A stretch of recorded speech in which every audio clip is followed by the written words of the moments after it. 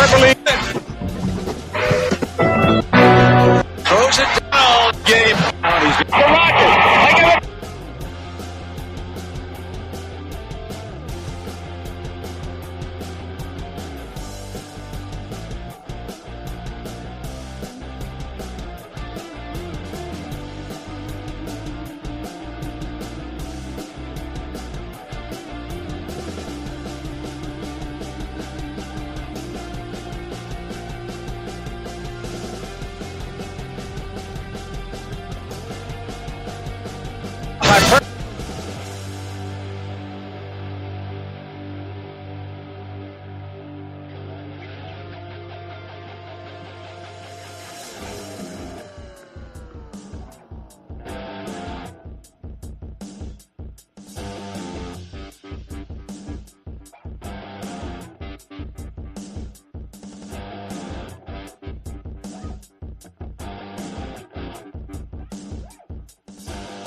Is done.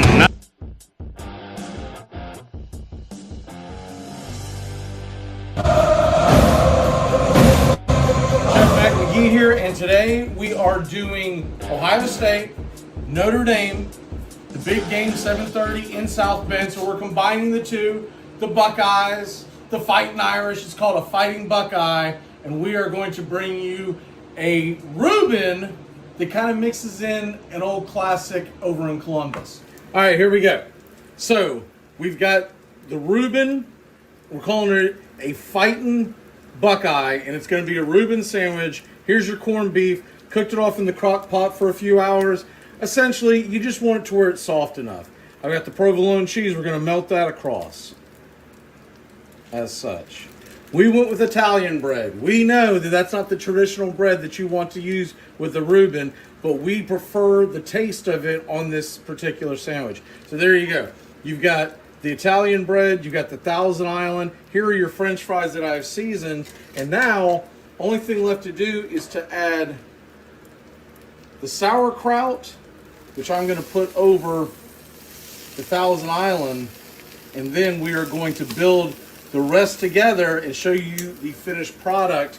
But you're going to get the French fries on top of here, and you're going to transfer it over to the bread. We've got the Reuben kick in here is a Fighting Buckeye. We've got the corned beef. We've melted the provolone over it. Underneath, we have the sauerkraut. You've got the Thousand Island dressing, the French fries. We seasoned it with something called Southwest Dust, but honestly, Lowry's works just as good, maybe even better. We're going to put it on the Italian bread, and we're going to cut it for the final pick. This is the Fighting Buckeye. You're going to serve it with the side of Thousand Island, just in case you need a little more. Probably going to serve it with some either chips, French fries, whatever you want to do, but a perfect tailgate for Fighting Irish versus the Buckeyes this Saturday, 7:30. Let's go.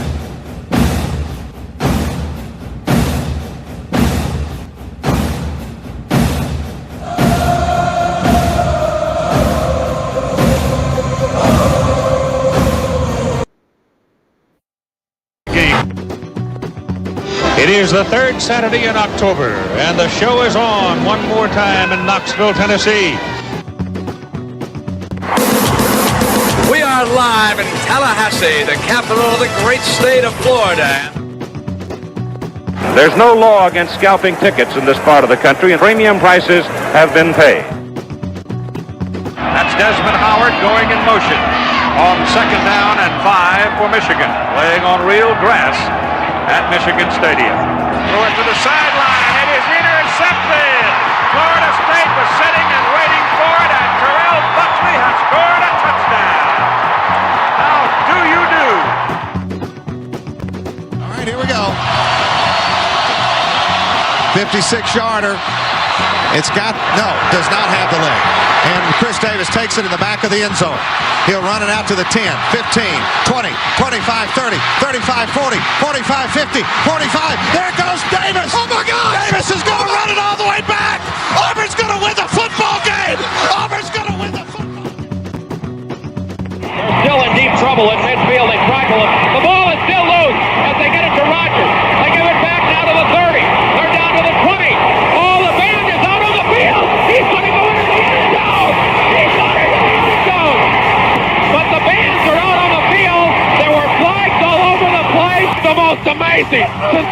field. Dramatic, heartrending, exciting, thrilling finish in the history of college football. California. In trouble in the backfield, wants to throw now, and he's going to go deep. And I mean deep, and I mean touchdown, Florida! Tyree Cleveland in a miracle finish. A Hail Mary that's full of grace for the Gators. Barkley trying to bounce it. And does escape. Saquon Barkley in the clear. Still going. Saquon Barkley all the way to the end zone. Electric. 79 yards. It's a 31-30 game, and what does Nebraska do? I have not seen the kicker come on the field, and I don't think he's coming on the field. Tom Osborne made this decision a long time ago. He's decided to go for two and take his shot at winning. I commend him for it. This is for the national championship for Nebraska.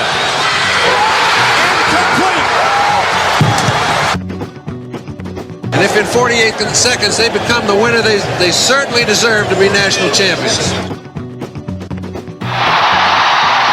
Here come the Seminoles of Florida State, one of the great traditions in college football, and this becoming one of the nation's favorite rivalries. It's a battle for flagging rights and recruiting advantages in the state of Florida as the Gators come calling and Chief Osceola ready to get it started. College football. A matchup from the state of Florida. It's the Gators against the Seminoles on an overcast day in Tallahassee. Moody flushed, throws it down. Caught by Boston College. I don't believe it. Today, we've got number 1 Seminoles against number 2 Hurricanes. They meet in the capital city of Tallahassee.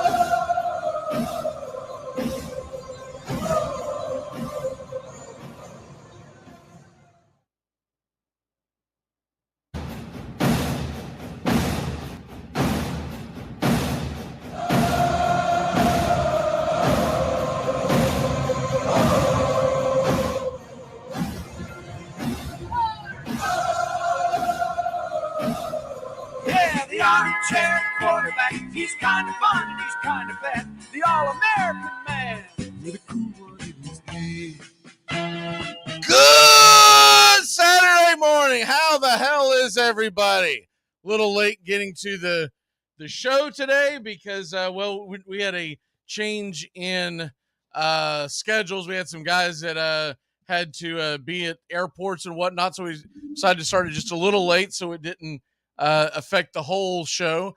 Doug, how the hell are you this morning, sir? I'm doing okay. I'm hanging in there.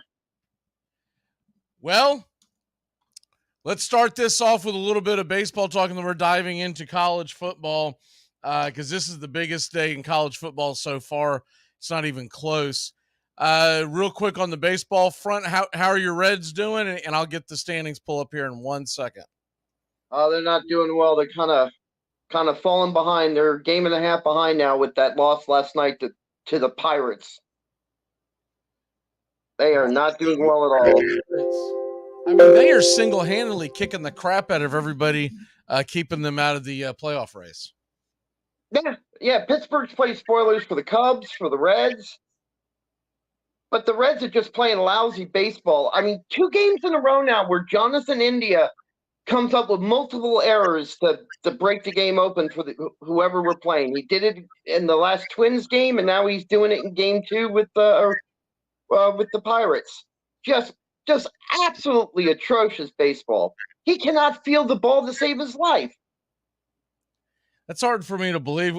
Didn't he win Rookie of the Year? Yeah, yeah, he was. What's that? Didn't he win Rookie of the Year? Yes. Okay, that's what I thought. I knew he was up there in the voting. I couldn't remember if he actually brought it home. It's hard for me to believe because every time he plays the Braves, it seems like he's a perennial all-star. All right.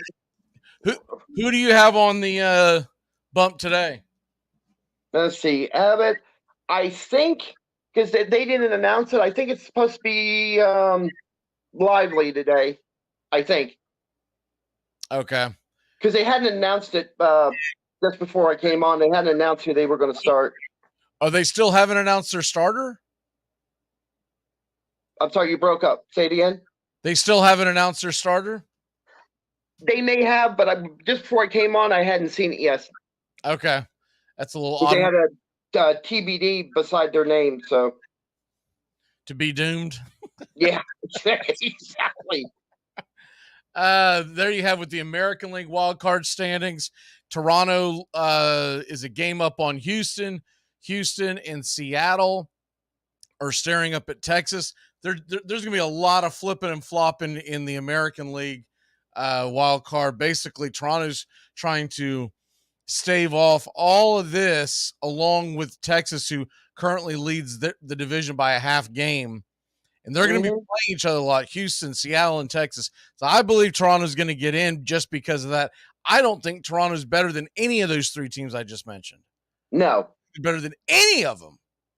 But they're going to find their way into the playoffs because next week, I think it's Boston and maybe Yankees that they play next week. But they have a much easier road than what Seattle and Texas have because Seattle and Texas, they're either going to split a bunch of games together and bring each other down a ring, or one team's going to blow the other one out of the door. Any way you look at it, Toronto's going to be the beneficiary. All Toronto's got to do is play the games in front of them. And if they go, we'll say these last, what do they have? 8 games left. If they go 5-3, I think Toronto gets in. Yeah, I agree with you. They may get in if they're 4-4, right? National League. Now this one's a lot more wilder, by the way. How about them Braves, baby? Magic number is 4. Sorry. For those that may have fell asleep and didn't catch it, Dodgers lost. For those that fell asleep and didn't catch it, Cleveland walked off the Orioles. For those that fell asleep and didn't catch it, Braves won, baby. Yada, yada, gotta. We're back on it. Let's go. Just to update real quick while you're talking, they just updated Connor Phillips is actually going to be the starter today. Okay. So what time is that game? I think it's one. Oh, let me see real quick because they flipped that around. 6:40. Okay, so if you look on the bright side, if you do lose, it's going to get lost in all the college football today. That's very true. Nobody's going to be paying attention to that. The other thing you got going on is what I mentioned. I mentioned that Baltimore lost. Dodgers lost, Braves won, so our magic number, because of tiebreakers. I know if you do the math, the traditional math on it, it's 5, but they have the tiebreaker on both of them. Now, if it ends up in a 3-way tie, it gets a little trickier, but I'm trying to keep it as simple as possible right now. So right now, the magic number is 4. Here's the deal. Other thing is Minnesota clinched their division last night. Congratulations to the Twins. Congratulations to my ticket. I took the Twins on almost 3-1 to win the AL Central this year, and that ticket cashed. The only ticket that I have left, regular season ticket that I have left that has not came in, the rest of them have cashed. I'm still paying attention to the Giants. They have to somehow get to 82 wins. It's going to be tough because they're playing the Dodgers a lot. They have 82 wins. So I don't necessarily care if the Giants get in the playoffs, but I'm pulling for the Giants to get to the 82 wins. I don't think 82 wins get you in the playoffs this year. I think you're going to need 83, maybe 84. But even with all that being said, the other thing was you got here are the standings. We can scroll past San Diego. I mean, I almost want to scroll past San Francisco realistically, but it fits in the picture better this way. Yeah. So San Francisco is holding on by a thread. They have to get smoking hot. They are 3 games out of the wild card. Right now, if it ended right now, it's Philly, Arizona, Chicago. Miami got bombed last night. Yep. 16-0. They didn't even show up, which was just utterly ridiculous. And then the other thing was the Cubs. They won. The Cubs are at home against the Rockies this weekend. So if you're a Reds fan, man, you got to beat you got to win the Pirates series. You can't lose any more games in this series. All the things with our starting rotation are starting to show the way. Yesterday's game, even with India's problems, we should have won it even without India. India's bad play just cinched it for Pittsburgh, but we're ahead in all these games. Going into the 6th inning, we were ahead 4-2, and then we have to lean on our bullpen because pitchers like Andrew Abbott, David Bell can't keep him in any more than 4 to 4.5 innings, just simply because he's a rookie, and that arm is dying quick. Even though he put up 7 strikes and 2 walks and only gave up 2 runs going into 6 or into 4, we have to rely on this bullpen, which is average at best. They're worn out, and they give up 5 runs. So, and it's the same cycle over and over again. So I hope Connor Phillips comes out, and I hope he lets him stay in a little bit longer. That's the problem. We can't keep our starters because both these starters in his last 2 games are rookies who haven't pitched more than 60, 65 innings since they've come up. So if Connor Phillips can play well. When you've got a young, exciting team, Major League Baseball is an absolute marathon. Mm-hmm. And, hey, look at the Braves. I mean, Charlie Morton came out of the game last night. They said the x-rays are negative on his finger. Right now they're calling it a sprain, but he's going to get an MRI today. We just sent Max Fried back to the damn IL. He pitches 1 game and his blister's coming up. Now you got Charlie Morton possibly out for a while. And I mean, right now, the Braves pitching staff's giving everybody the finger. A blister, you got a spray. He said he's felt it. He's felt something similar before. I listened to. I didn't record it because it's a really long and mostly boring interview. But they interviewed him on whether or not he had been through this injury before. He said he felt something similar, and it was a dislocation that I guess the finger popped and swelled immediately. This one did not do that.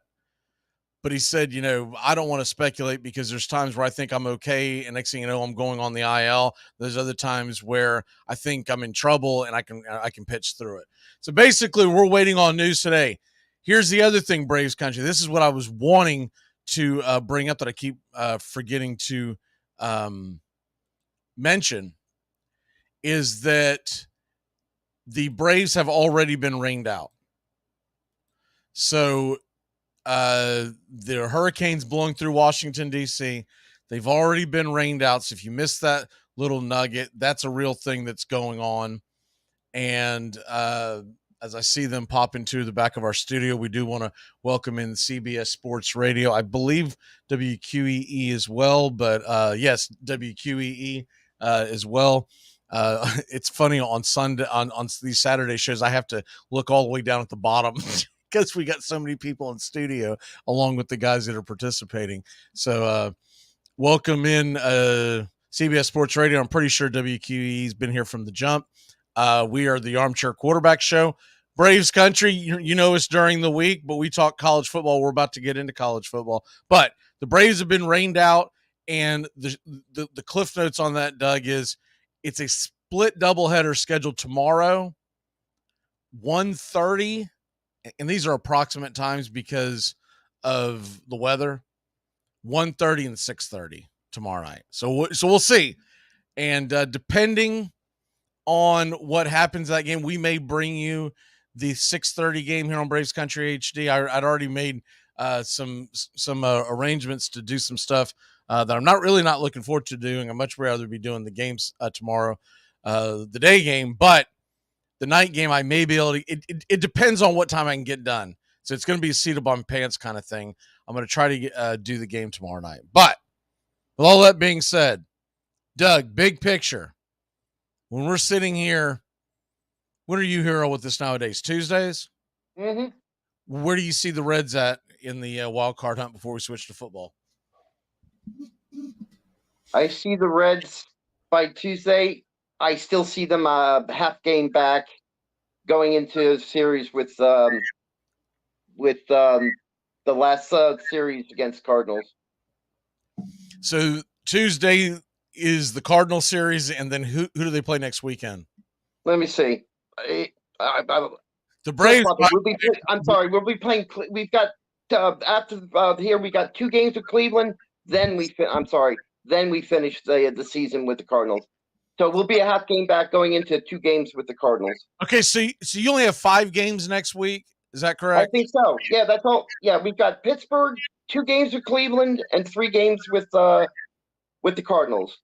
Okay, so that kind of works in your favor, just being able to keep the pitching staff sane. Mm-hmm. As far as the Atlanta Braves go, real quick, I want to update everyone on that. So we're going to have the doubleheader tomorrow. They're saying right now it's going to be Strider and Kyle Wright. Who pitches the AM, who pitches the PM? They haven't necessarily nailed that down. It'll probably be Strider then Wright, but they could flip it. It doesn't matter. They are off Monday, and then we're going to do all 3 games of the Cubs series. That is a definite, assuming weather and health. You can't assume anything, right? If my ticket gets punched, then assume nothing. But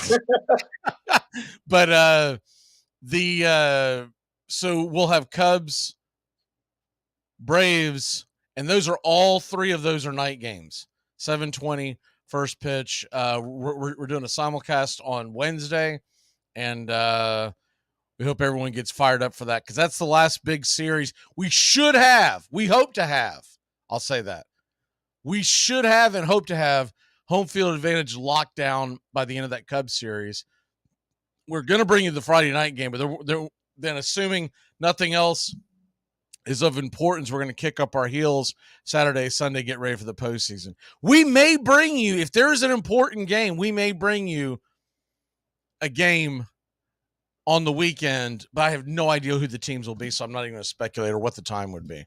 Just, go to Braves Country, HD on YouTube, youtube.com/@BravesCountry, and subscribe and like today. Because we'll be bringing you all of the playoff games here on WQEE and a lot of your CBS Sports affiliates. But the thing about the CBS Sports affiliates, they pick us up randomly. If you want to catch all the games, you need to come and subscribe because they don't necessarily are going to carry all the games. The plan right now is to, but who the hell knows? All right, kind of a weird transition, but we're going to go ahead and do it anyways. Let's go ahead and transition into the world of football. We kind of have to do this because there's no real way around it, because when it's all said and done, we talk football, we talk baseball, but how the hell do you transition one into the other than doing this? Doug, I found it! The autumn wind is a pirate, blustering in from sea.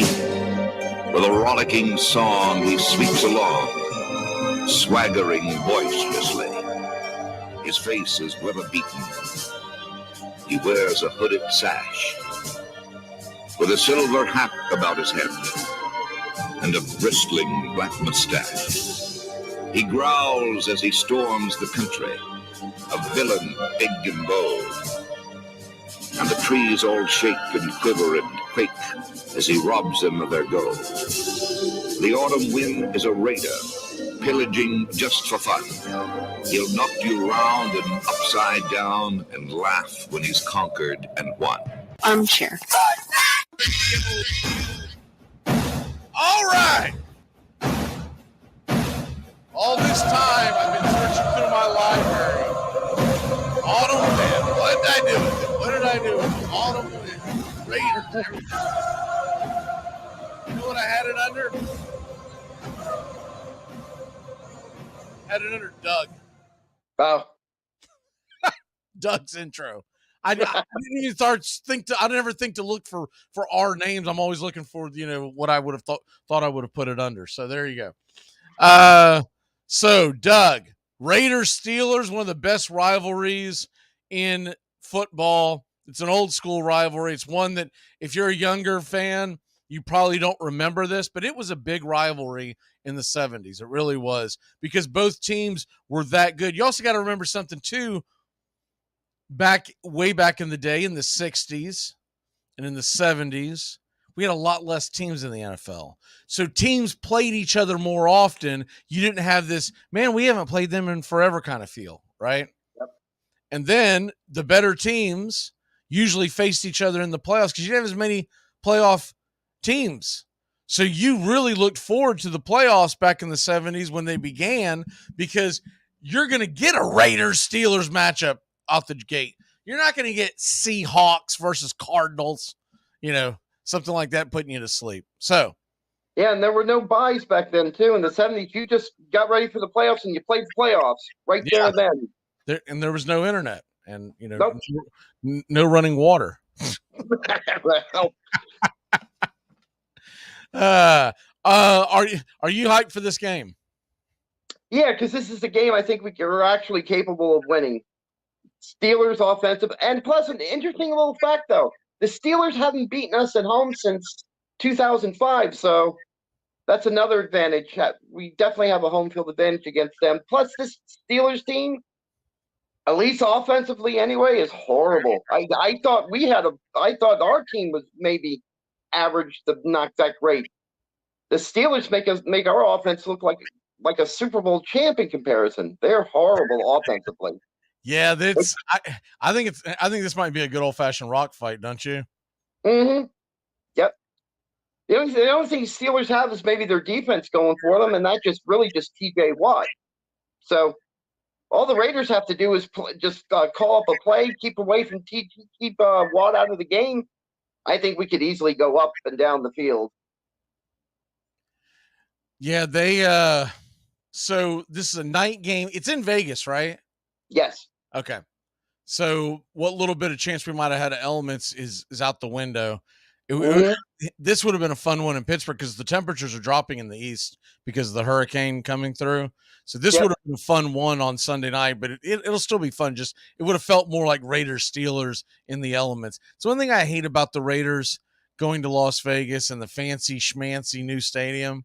Yeah. I miss Oakland Raider football being played on the infield dirt of the old Oakland Stadium. That to me was Raiders football, man. You'd see him because I remember as a kid. It's probably one of the reasons why when I was a young kid I was drawn to the Raiders is because I was like, oh, that's cool. They play on a baseball field. Da da da da da. Of course, everyone was complaining about it, but I don't know why, but I've always liked that. We don't get that anymore in football. I don't think there's a team that shares it anymore. I think they've all gone to their own stadium. If there is one, I can't think of it. I haven't seen one in years. I think the last one to do it might have been the Dolphins, right? Mm-hmm. Back before Joe Robbie. I can't remember if when Oakland was playing in Oakland this past go around, were they still in the A stadium or were they elsewhere? No, they were still in the same stadium as the A's. Okay, so I guess they were the last ones. I guess that would be the last one then. But and it's a shame because that Coliseum, you can't even go into that stadium anymore. It's in such bad shape. It's a shame. It's a nice little piece of football and baseball history too, but you can't sit in those seats anymore. Half the stadium is underwater. It's under sewage water now. You can't even go into what used to be the Raiders locker room anymore. It's so bad. That's why they're losing everything, right? Yeah. That's why everybody's that is a non-functional stadium. When they configure it for baseball and they cut off the one side, yeah, people were still going to A's game. But the problem with that stadium, I hate to say it on air like this, but you can smell that stadium before you get to it. That's how bad it is. Well, Let me tell you something else about that stadium. You can smell the A's before you get to it. Yes. The thing is, the A's are all, but right now, they're going to move to Vegas too. They've already secured a certain amount of money. Real quick, give me a prediction on that game. Raiders win 30-19. God, that's a high-scoring game. I think that's going to be a rock fight. I think that Steelers defense is real. I do think the Raiders get the win because it's at home. But, man, I'm seeing more of like 19-17 type of game. You know, I think it'll be well, the thing is with that game real quick is it'll be a rock fight early, but I think that defense is going to wear out because that offense is so bad. They're going to keep that defense on the field long enough. And I think the Raiders might get like a garbage touchdown or 10 extra points just simply because that defense wears down late. They'll get like a garbage touchdown at the end. All right, fair enough. We got to take a quick break. When we come back, Bobby's going to join Doug and I. We're going to dive into the world of college football. So keep it locked in here on the Armchair Quarterback Tailgating Show. We're on Braves Country HD on YouTube, 99.1 FM WQEE Metro Atlanta, and your CBS Sports affiliates. Find us today. Hey, Braves Country. Braves Country HD is bringing you Braves Country Baseball. Braves Country comes to you every Tuesday night and Friday night and 2 bonus games every week. Hi, I'm Mac Magee. We'll be bringing you play-by-play, pitch-by-pitch of your Atlanta Braves. It's free to listen. Please like and subscribe. YouTube.com/@Braves Country. Braves Country Baseball for the fans, by the fans. Armchair. You're listening to the Armchair Quarterback Sports Radio, #1 sports station. And this is your Armchair Quarterbacks Sports Flash. What a slate of college football we have for you today. It all gets going noon Eastern. Clemson, South Carolina, the Clemson Tigers host number 4 Florida State. Seminoles 2-point favorites. Over under is 55. That game could be seen on ABC. Rutgers at Michigan. Wolverines 24-point favorites. Over under 43.5. That game is at noon on the Big Ten Network. Oklahoma's at Cincinnati. The Fox game of the week. Sooners 14-point favorites. Over under 57.5. Other top 25 action. 3:30 Eastern. Colorado Buffaloes undefeated are at Oregon. The Ducks are giving up 21. Over under is 70. That game can be seen on ABC. 3:30 on Fox. Number 22 UCLA undefeated at 3-0. They're at number 11 Utah undefeated at 3-0. The Utes 6-point favorite. Over under 52.5. Ole Miss is at Alabama. 3:30 kickoff on CBS. Crimson Tide 6.5-point favorites. Over under 55.5. The Duke Blue Devils on CBS Sports Network. They're a 21-point favorite at UConn. The over-under is 44. Number 20 Miami at Temple. Miami 23.5-point favorite. 4 o'clock Eastern on the SEC Network. You got the Tennessee Volunteers 21.5-point favorite at home against UTSA. The over-under is 59.5.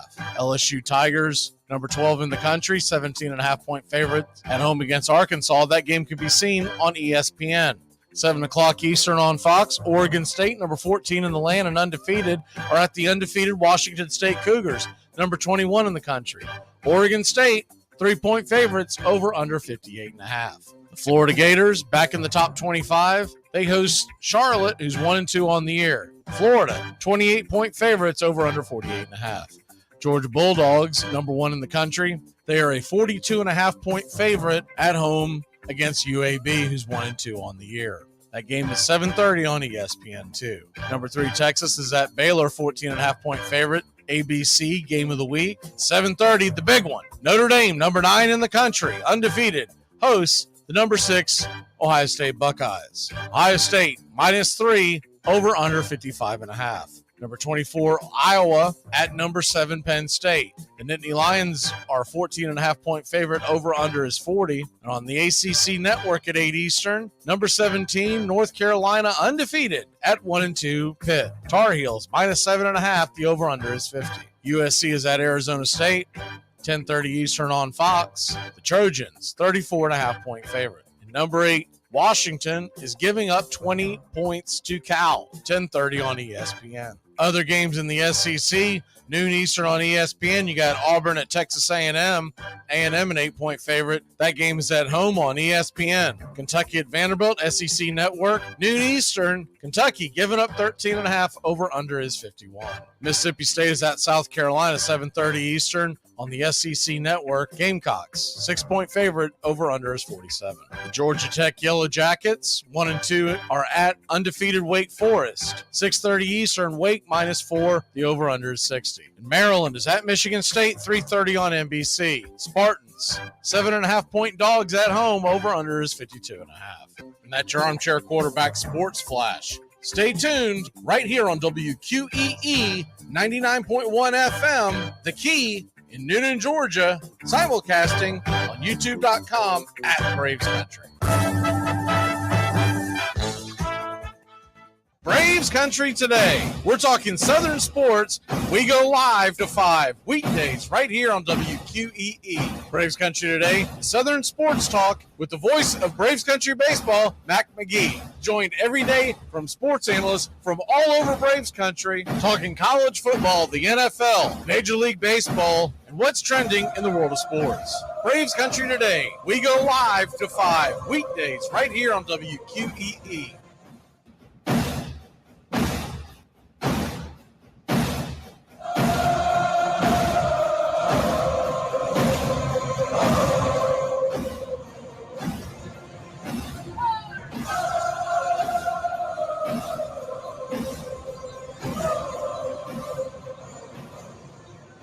Welcome back. Let's get all the ducks in a row here. Bobby, how are you, my man? I'm doing great. Coming off a big win last week, the first game I ever saw in the Swamp, and it was a great one to go to. So I'm having fun. I'm looking forward to this week as well. Did you have fun in the Swamp? I had a great time. It was an incredible experience. The crowd was crazy. It was very unique. Better than environment-wise, better than any NFL game I've been to. Oh yeah, NFL games by a mile compared to college football. Is that the first college football game you've been to? Yeah, outside of some MTSU games, of course. Yeah, but those don't mean much. MTSU game is basically a high school football game. Yeah. So it was the first real college football game I've been to, and it was a great one to go to. That's awesome. Now remember something. If you go back in late November on Thanksgiving weekend, you won't have as good of an experience because you're going to get your gut stomped out. Look, man, there's something that may be the case. I don't know what it is with Florida and Tennessee and the Swamp, but we seem to beat them every other year, no matter what. Tennessee hasn't really had a good team except for last year, and that game happened to be played in Knoxville. Tennessee's been terrible. They this year it's a lot worse team. Joe Milton's obviously not the same quarterback that Hendon Hooker is. And they don't have the trust in Joe Milton that they did in Hendon Hooker. That offense is so conservative now. Here's the thing with Tennessee, with Josh Heupel's offense, you can't run that offense with a bad quarterback, and they have a bad quarterback. He's athletic, but that's not going to help you.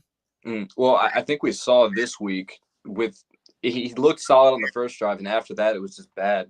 But that the play calling showed that they don't trust him that much. It was very conservative for the majority of the game until it was desperation time, which showed me that they don't have a whole lot of faith in Joe Milton to not turn the ball over consistently. Yeah, this is going to be one heck of a college football week, and I apologize to you Gator fans in advance that you're not a part of it, but this is going to be a heck of a college football weekend. I mean, Charlotte. I mean, playing Charlotte, another cupcake team. This is why I am so ready for college football to go into 2 to 3, maybe 3 conferences, because I'm tired of this cupcake city that we get. Yeah, I don't mind it if it's a conference game and you're playing a weak opponent, but I cannot stand it when you constantly turn around. Florida's playing Charlotte, Georgia's playing UAB, Tennessee's playing UTSA. It's hard to get into the rhythm. That's why the NFL ends up being king over college football, because as the season rolls on, you actually get good litmus tests week after week after week. And a college football fan, a casual college football fan, will step back and go, I'm not going to worry about watching the game this week, and I'm going to go do something else. That is a problem. We have got the new phone line. We're going to go open that up. So if anybody wants to talk college football here, or the NFL, or for that matter, if you want to talk some Braves baseball, any kind of baseball, the number to call in for those on radio that cannot see the screen here on Braves Country HD YouTube, 678-960-9700. That's 678-960-9700. So anyone wants to sound off, we'd love to hear from you. Please keep it family friendly. All right. First game, college football. Dive into it. The big one, the noon kickoff. Florida State is traveling to Clemson. And first of all, I still can't believe that Clemson's not ranked. I think that is an asinine take by these voters. For the fact that and you know what that tells me? They didn't watch the Clemson-Duke game. It's what it tells me. Clemson dominated that game, but they kept turning the ball over inside Duke territory. They lost the game, fair enough, but they should be ranked. I mean, well, especially considered Duke's ranked now, and they're 18 in the country. Exactly, Duke's 18th. I'm not saying they should be ranked over Duke. They should be ranked. I mean, are you kidding me? So, and look, I know if they win, it'll straighten out. They'll jump up in the polls, all that stuff. But they should be ranked. That's just it's a bad take. And what it tells you is how bad these polls are in college football. Because when it comes to the sports writers, they don't watch them all. They got deadlines. They're covering this and that. They'll watch. Your average college football writer that today is going to watch the Colorado-Oregon game because it's the new hype train, and they want to make sure that they know what's going on. They're going to watch probably Ohio State, Notre Dame, and then whatever team they're covering. And so, I mean, it just really is unbelievable that Clemson. But what it also tells you, just so you're like look at the coaches poll. Coaches don't vote on their polls. Most coaches delegate it to some assistant. I don't know. Fill it out. Who gives a crap? Make sure whatever team we're playing this week, rank them up high. But other than that, I don't care. So, and that's been going on for years. That's not something new. That's why I don't even mention the coaches poll, and I'm very, very lenient on whether or not we should even mention the writers poll. But anyways, Florida State a 2-point favorite. The line hasn't moved much. I am going to pull up the current lines. What's your gut feeling, Doug? I'll start with you. What's your gut feeling? Florida State going to Clemson. I mean, look, you gotta respect the fact it's one of the hardest places to win in America. Very true. But my gut feeling, Florida State's going to win this game just simply because they have more playmakers. It's going to be a high-scoring game, I think. But I think Florida State will pull this one out. I mean, I was worried about Florida State last week when they almost choked against Boston College. You were. I have no idea what was going on here. I turned around. I figured the game was over. I turn around. I come back in. I'm spitting my adult beverage. All of a sudden, it's within 3. This was my world at around 3:30 Eastern last Saturday. The Braves were playing first pitch. I think it was 4:05, but it was right at 4:00 Eastern. I'm getting ready to do that broadcast. At the end of the third quarter, I thought we were easy peasy Japanesey. We're talking about it was a 3-touchdown lead. They took the foot off the gas. And we find out later they had the flu and all that crap, but we didn't know that crap going in. We didn't know some of these guys were just absolutely done, gassed. I think some of them were also kind of putting their feet up going on to Clemson. Let's be honest. But 30 minutes before first pitch, and they are trying to make a defensive stop with a 2-point lead to get the ball back. And I'm sitting here in studio watching, goes, God, I hate football. Why don't we watch this crap? I hate it. They won. I was like, man, I can't wait for that Clemson game. Oh my God. I forgot how it was when your team's really good in college football, how excruciating it is to be a fan. It's not like that in any other sport. And this is the last year we get that.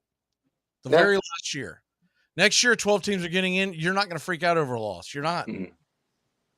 You no longer have the doomsday that you used to have in the 80s and 90s when you got one loss and it may be Katie barred the door because only 2 teams were getting into the championship. But next year, you're going to get 12 teams. Man, if Florida State were to lose next year to Boston College, I wouldn't even worry about it. I'm like, got plenty of time. Well, as long as we go out there, put about 10 wins up, they'll pick us. This year, now this week, I'm a little more relaxed. A, because I'm not doing a Braves game. They've been rained out. And B, there's going to be some libations involved. So I'm going to be a little more relaxed for that reason too. I normally do not drink libations. People don't know this about me. I don't drink any kind of alcohol while the sun's still up normally.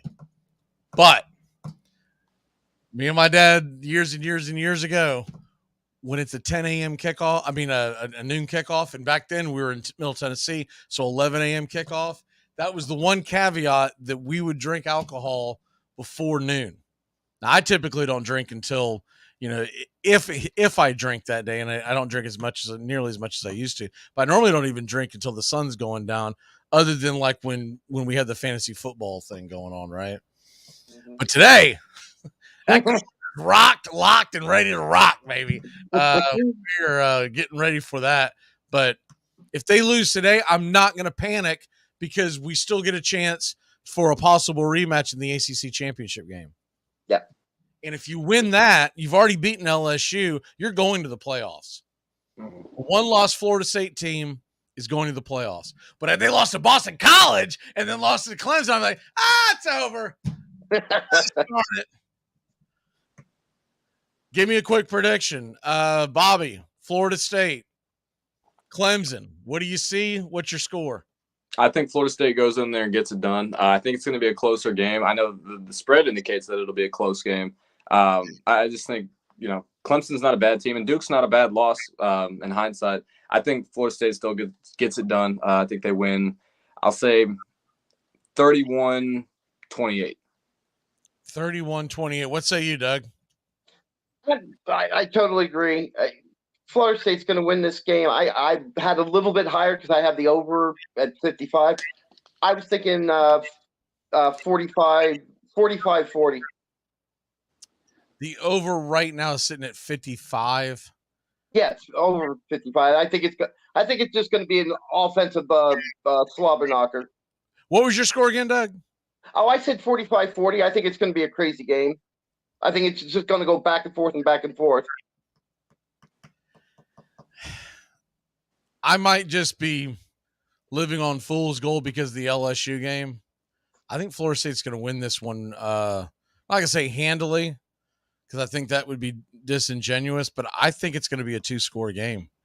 I think that Florida State pass rush is going to keep Clemson on their toes. Clemson's going to have to run the ball to win this game, to stay in this game. Last thing they want to do is be dropping back to pass with Jared Verse sitting on your head. Next thing you know, you're punting off to Jordan Travis and company. And with that being said, too, Florida State's got to get their running game going. They've been passing the ball pretty well, but their running game was very, very non-existent in the first half of the LSU game. Then it got going. Boston College, it was hit and miss. They've got to establish that running, and that's not going to be an easy thing with that Clemson front. Give me Florida State to win this one, but I think it's going to be a lower scoring, mainly because of the new clock rules. 30-20. I think Florida State scores just enough to where I can finally go, whew. All right, now go Ducks. Beat Deion's ass. If y'all want to chime in, the number to call is 678-960-9700. 678-960-9700. Armchair Quarterback Kickoff Show. All right, the next game that I got on the docket for us to chatter about, I kind of went in chronology of this. I didn't really go in orders of importance because obviously the big one is tonight. But the next one, We'll do Colorado, Oregon first, and then get into the other 3:30 kickoff. Colorado, Oregon. Anyone giving Colorado a shot in hell of winning this game? Doug. No. This is going to be a bad day for Colorado. Let me ask you this, Bobby. Any chance? No, I do think they keep it within 21, so I think they cover, but I don't give Colorado much of a chance. That was going to be my next question. Does anyone think they keep it within the 21.5? I think it's 21.5 now, right? I'm seeing 21 on ESPN. Is it 21 now? Yeah, which makes a little, you like that half point right there, just in case it's a 3-touchdown win for Oregon. It keeps bopping back and forth. What do I have on this sports book? Have they dropped back down as well?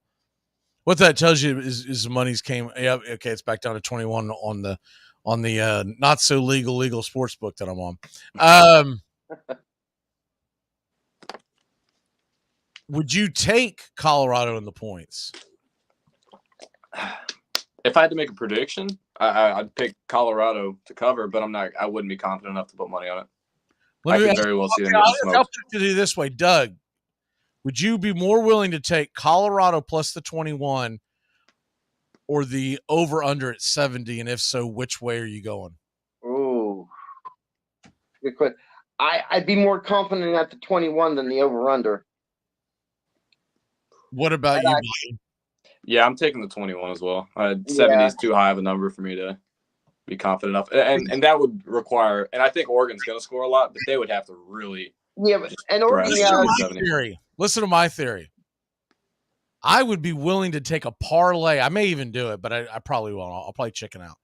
But I would be willing to take a parlay of Oregon, especially if that number could get just below 21. Oregon and the under. I think they're going to blow out Colorado. I think Colorado's been full of a lot of hot air. They've played nobody, and I mean nobody. And everybody on the four-letter network's been patting them on the back and raising them up like they're a college football playoff contender. Colorado, their offensive line, their defensive line is outweighed by Oregon by about 30 pounds a man. They are going to get blowed up. They're going to get run over. Oregon's going to be able to do whatever the hell they want to do. I'm going to give you probably 45-7. No. That's 45-14. 45-14. I don't think Colorado is it, man. I could be wrong. And if Colorado shuts my mouth, that Colorado Southern Cal game is going to be huge. Mm-hmm. But I don't see them hanging. And I really like the under in that game. Just because I don't believe, unless you're going to tell me that Oregon's going to score 72. I don't believe that Colorado's going to be able to move the ball up and down the field. Think about how much they struggled in the first half to move the ball against Colorado State, against Nebraska. And now they're going into Eugene, Oregon. It's a different animal than when they played TCU. Yeah. Much different. All right, the next game on the docket, same time, different bat channel. You've got Alabama, Crimson Tide, touchdown favorite, over-under is 56. In Tuscaloosa, Lane Kiffin versus Nick Saban. What you got on this one, Doug? Oh, this is my underdog pick of the week. I got Ole Miss winning this game. There's nothing about Alabama I like. After watching them for the last 2 or 3 weeks, they have questions at quarterback. They've got a defensive line that, it's fair to middling at best. This is not your big brother's Alabama team anymore. And after taking that, what the Longhorns did to them, I like Lane Kiffin and what Ole Miss is building, and I think a lot of people are overlooking how good Ole Miss is as a team. So I've got Ole Miss winning this game. What say you, Bobby? Yeah, I'm going to go the other way. I'm going to go Alabama. I think this will be closer than the 7-point spread indicates. I think Ole Miss is going to cover. It'll be probably within a field goal. Again, Alabama's quarterback situation, like you mentioned, it sucks, but I think they finally have some stability there. They have their answer. Milroe is going to be the starter. There's no QB battles a few weeks into the season anymore. So I think they'll look a little bit more composed. I think they'll look better than they did in the Texas game. And I'm not counting out Ole Miss because they are a good team with a great coach. But I think Alabama in Tuscaloosa, they're going to get it done. Now, if this were in Oxford, I would take Ole Miss very confidently. But I'm going to give Alabama this one. I think Ole Miss is going to get him, man. I thought I heard a pretty interesting take from Reese Davis. He does a college football podcast, and I stumbled across it. I don't even know how the hell that happened because I normally don't listen to it. But he said I'd be more willing to, if you told me Ole Miss was a 7-point favorite, I would take Ole Miss. Ooh. I think that might be a little stretch because the simple fact of the matter is the game is in Tuscaloosa. And we can't ignore that. And I don't think Ole Miss is as good as Texas. Yeah. But I'll tell you what I like the most in this game. Look at that over-under. I think, last night it was at 57. It's down to 56. I like the under in that game. I think people think of Alabama high-scoring, Lane Kiffin score. These two teams are going to run the ball at each other. Tell you something else. The over-under in the first half is 27 points. I've already taken it. Bang the under. These two teams, Alabama's come out really slow offensively. Both these two teams are going to want to establish the run. Right? And I think you're going to be talking about a rock fight in the first half of somewhere like around, I don't know, maybe 10-7, maybe someone sneaks in, makes it 14-10, but I think 27 is a lot to ask in the first half. Because they're using Jackson Dart on planned runs. You would think Jackson Dart being there, that this is going to be a wide open offense. They are running the damn football.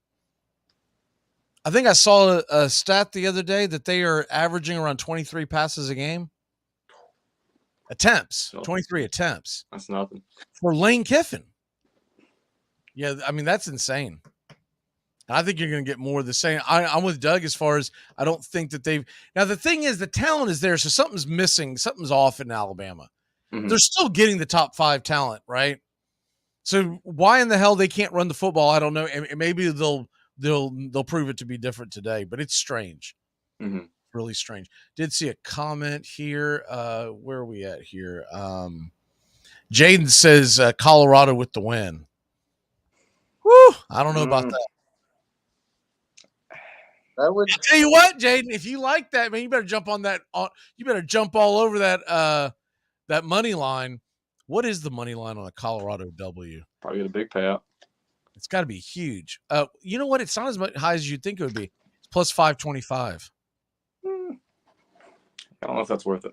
No, if I bet $100, I want more than 525 coming back. Yeah. What? For that big of an upset?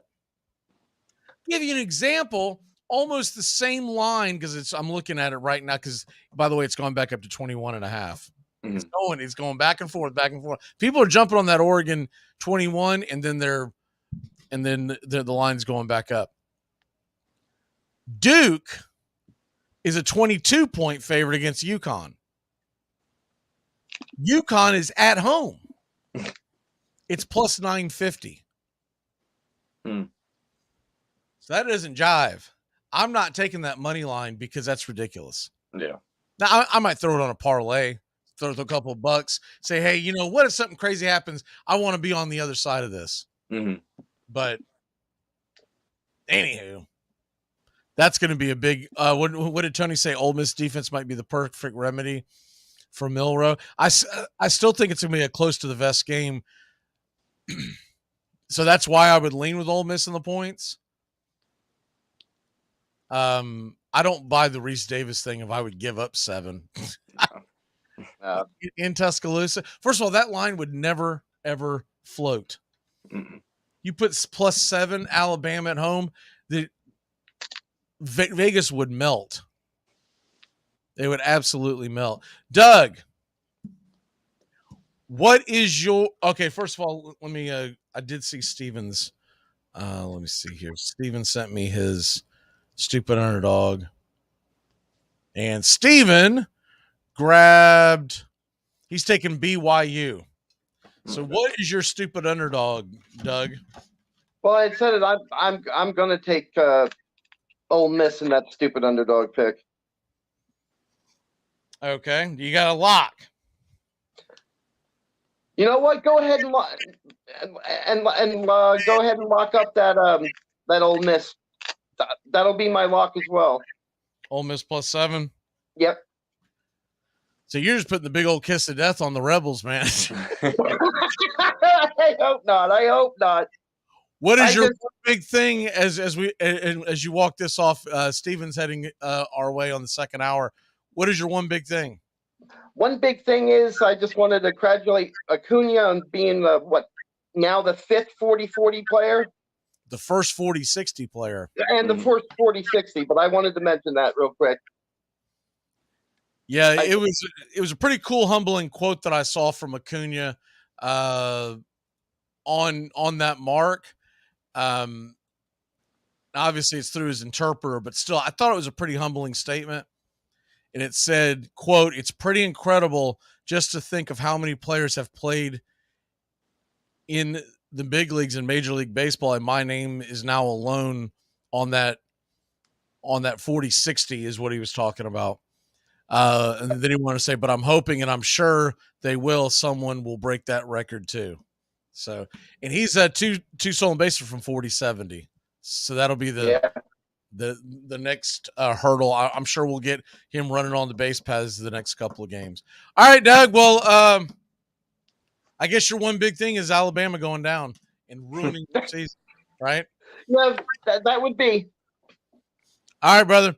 We're going to take a quick break. When we come back, Steven will be jumping into the bullpen, and we're going to go into some more college football. We got the NFL on the way. Armchair quarterback tailgating. We'll be back in a flash.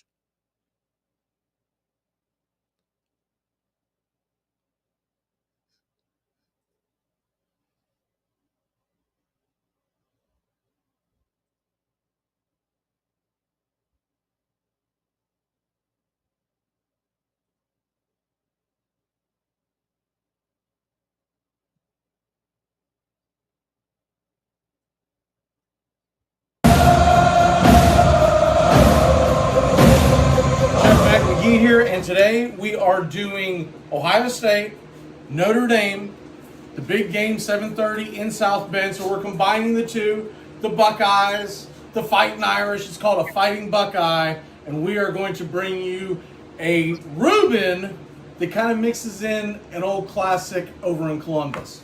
All right, here we go. So we've got the Reuben. We're calling it a Fighting Buckeye, and it's going to be a Reuben sandwich. Here's your corned beef. Cooked it off in the crock pot for a few hours. Essentially, you just want it to where it's soft enough. I've got the provolone cheese. We're going to melt that across. As such. We went with Italian bread. We know that that's not the traditional bread that you want to use with the Reuben, but we prefer the taste of it on this particular sandwich. So there you go. You've got the Italian bread, you got the Thousand Island. Here are your French fries that I've seasoned.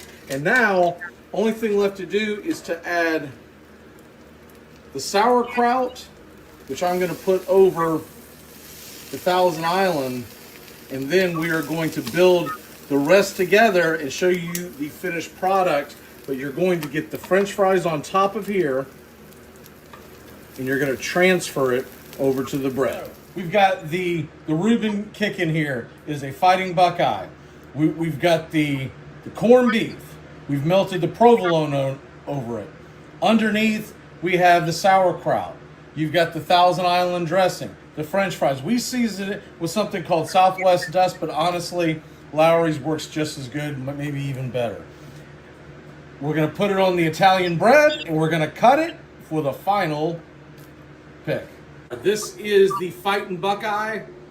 You're going to serve it with the side of Thousand Island, just in case you need a little more. Probably going to serve it with some either chips, French fries, whatever you want to do, but a perfect tailgate for Fighting Irish versus the Buckeyes this Saturday, 7:30. Let's go.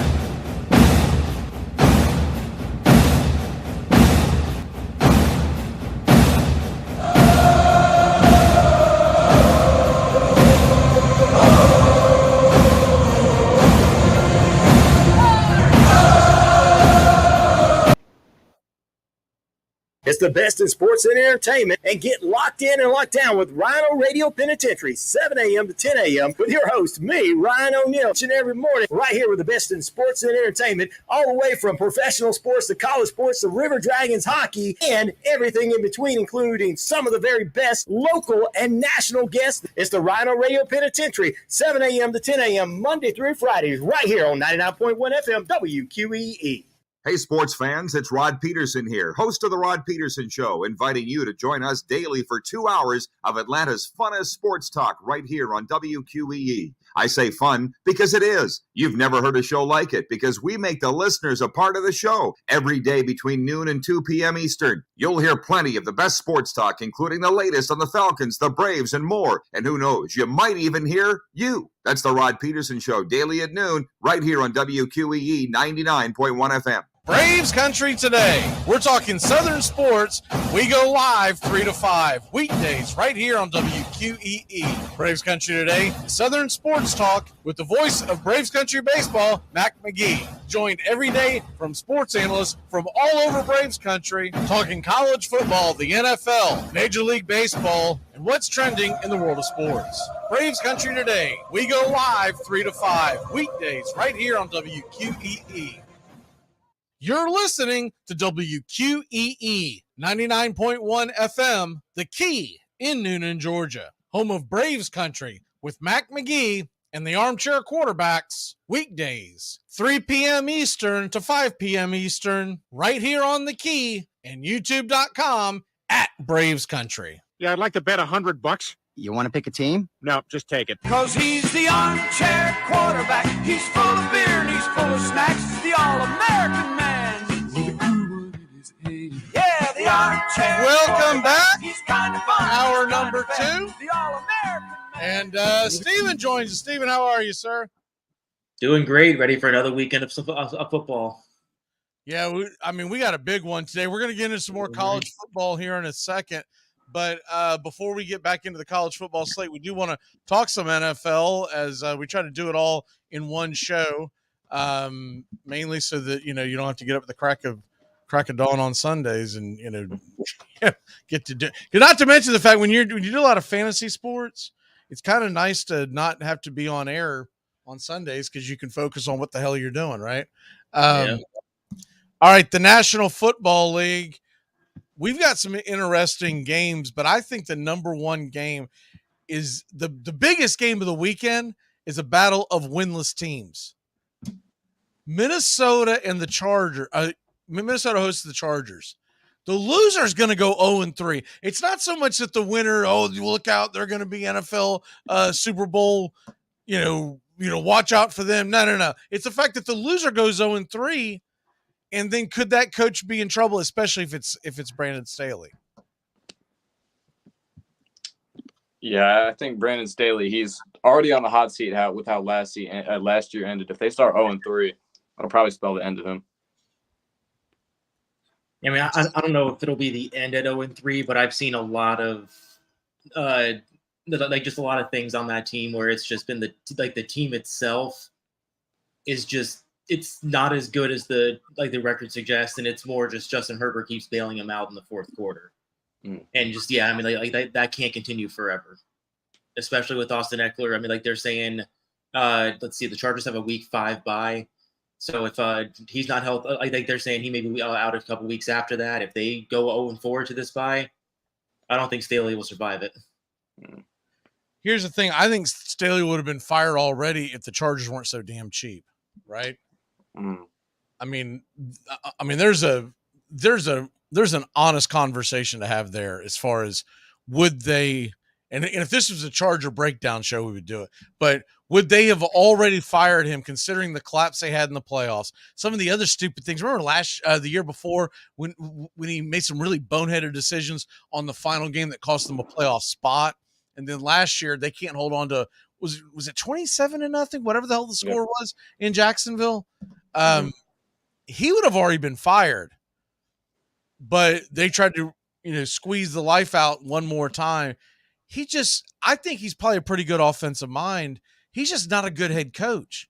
That doesn't mean he's this terrible person or terrible coach. Some guys just can't head coach. And that's in any business. Some guys and gals are not great to be at the very top making the decisions. Sometimes they're extremely good at being a part of the team, but not being the head honcho. And that doesn't mean you're like some terrible moron or whatever. But Staley, I do think that Minnesota is going to get this W. I really like that line. It's basically going to be a pick 'em at kickoff. Do y'all feel any different? Do y'all think, by the way, does Cam Akers make much of a difference in this running game? Not this week, but going forward. It sucks, so no. I mean, he sucks, but so does Alexander Madison. So it's just going to be which one sucks less. I don't think it helps too much, but it gives him an extra body back there. Thing was, we were told he sucks last year, and then he went on this tear. He won a lot of people fantasy championships.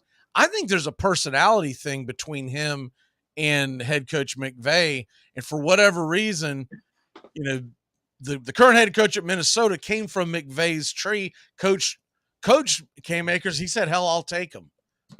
So something's I don't know what it is. I'm sure we'll never know the real story, but there's something. I think there's a personality thing there. Go ahead, Steven. No, I mean, I think you're onto something there as well. But I think it could just be that McVay, like we've seen it throughout the years, McVay just makes his system produces good fantasy players. I mean, like we're seeing with Kyron Williams right now, Puka Nacua, Cooper Kupp. It's just been so many players throughout the years that come into that system and produced.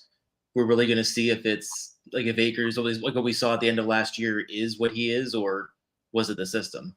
I don't think he'll have the same kind of numbers, but I do think he'll be a solid piece. I mean, he's definitely going to be better than Madison. Madison's terrible. Anyone that drafted Madison fell for the okie doke. Oh, well, he's a younger version of Dalvin Cook. Let's go. No, he's not. Every time he filled in for Dalvin Cook over the last couple of years, I think there was one big game that he had, and I don't even remember who they played, but they had one big game. Other than that, it was all junk. But people kept going, "Where's that gun game where he scored 2 touchdowns and ran for 130 yards? Where's that at?" He's not Herschel Walker, okay? It's not happening. So like all 18 carries, 54 yards. Yeah, that's exactly. That is a typical Madison stat line. What you're hoping is that he falls backwards into the end zone somehow. But he was going high. By the way, if you want to call in, the number to call is 678-960-9700, 678-960-9700. And we do have we're going to have these phone lines open going forward here on the Armchair Quarterback Kickoff Show. And we'll do it on Braves Country as well, but just wanted to debut it today. Meant to do it the other day and forgot about it. Finally got the issue figured out. But anyways, all right. You move off of that game. Steven, give me your next big game. The game you're most excited for in the National Football League on Sunday. Honestly, I mean, I never thought this would have been, but Lions Falcons. It's in Detroit, and I mean, I was talking about it last week with Will and Sean. Like going back to the beginning of last year, I think there has been only one game that's been under 60 points. So I mean, it's just there's going to be fireworks there. It's two good teams. It should be a good matchup. I think we're really going to get to see if Atlanta is as good as they've looked in the first couple games, and I think we could see the big breakout week for the those two top running backs, Bijan Robinson and Jahmyr Gibbs.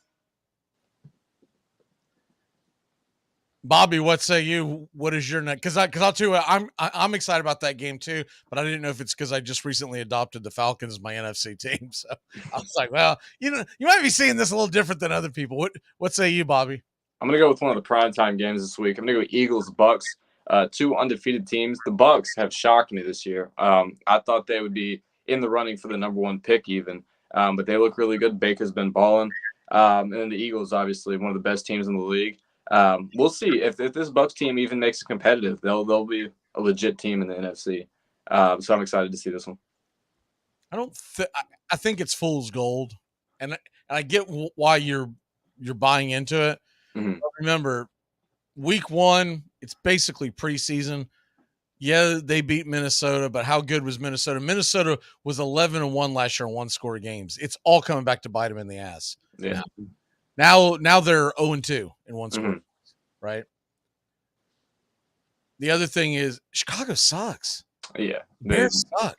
No doubt about that. Home in Tampa, and the Bears actually had a chance to win that game before Justin Fields pulls. I don't have a better term for it. Pulled a Justin Fields where he throws an interception into the teeth of the defensive line, and that ended the game. But remember, they were down a field goal with 2 minutes left. A lot of teams in the NFL get in field goal range and send that to overtime. Mm-hmm. So, but look, if they beat Philly, then you got my attention.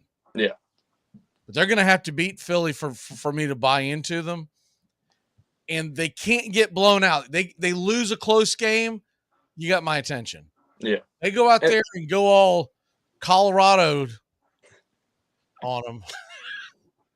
Basically, the Buccaneers are the Colorado Buffaloes. They go all Colorado. The only difference is no one cares about their head coach. But if they go out there and get the crap kicked out of them, like I think Oregon's going to kick the crap out of Colorado, then I'm going to be like, all right, yeah, pipe down.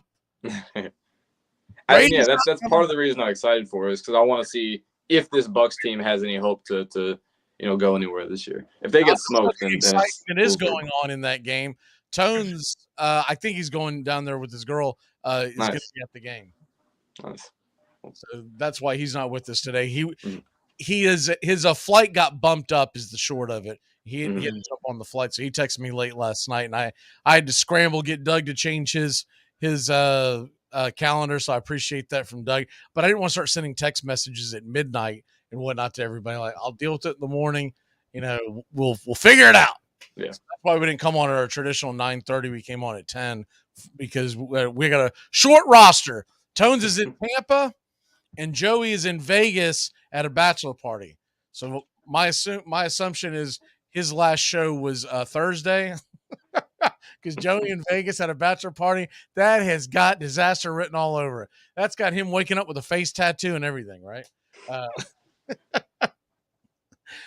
I think that Joey would actually be in that group. I think he would actually be the one. I forget the character's name, but the one that roofies everybody, including himself.